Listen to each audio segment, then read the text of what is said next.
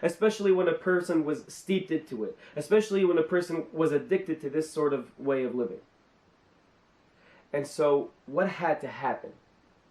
What had to happen was Kriyat Yatsuf. What had to happen was the splitting of the Red Sea, where the Jews see yet another miraculous event. But at the end of it, the point is, they see that all the Egyptians, they get drowned in the sea, right before their eyes.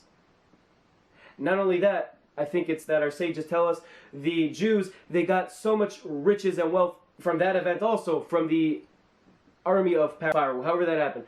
But the point is that they had to see Egypt fall before their eyes. They had to see all the power that Egypt has, as the Bible said that Pharaoh took his entire army, and they had to see it be crushed. Because if they didn't, there's no reason why they wouldn't have come back. You see, the thing is, if we look at the first pasuk, as we mentioned, that maybe they're going to see war, so they'll come back to Egypt. The thing is, it doesn't make sense in that the Jews, they did eventually see war. They went to war with the Amorites and a bunch of other things, the Amalekites. So then what's really going on?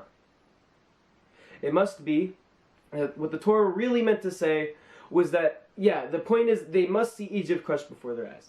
And so for us, this means that when we have evil that's in our lives, or if we were going by evil, and maybe that's too harsh of a word, but if we are doing things incorrectly, and if we are too steeped into that way, the only way that we're going to come to a point where we will not come back, the only way it will be certain that even if we see more wars in our life, in other words, even if we're trying to become better people, and within that process, we see wars, i.e., we have hardships, right? The Jews were being led by God in the wilderness, but they had wars and they had hardships. But the only way for us, personally, that we're going to be ensured that we're not going to go back is when we see in our eyes that evil has been completely nullified. When we can finally see the truth of how God sees bad things. It was when the Israelites could see how God treated the Egyptians, how He looked down on them. And they saw it before their eyes. That's what was able to affect them finally, that they won't be such people anymore. And that's what we got to realize. When we are able to come to a place where we say, you know what, evil doesn't mean anything. In other words, what I really mean is watching inappropriate movies, going out with the wrong friends, that this is not something that has any good to it. And this is something that God will and essentially does crush in this world and in other people's lives because He hates it. When we get that, we're going to finally make sure that we do not go back to that. And then we'll finally make sure that we could connect to God properly. Just like the Israelites, they came to Mount Sinai.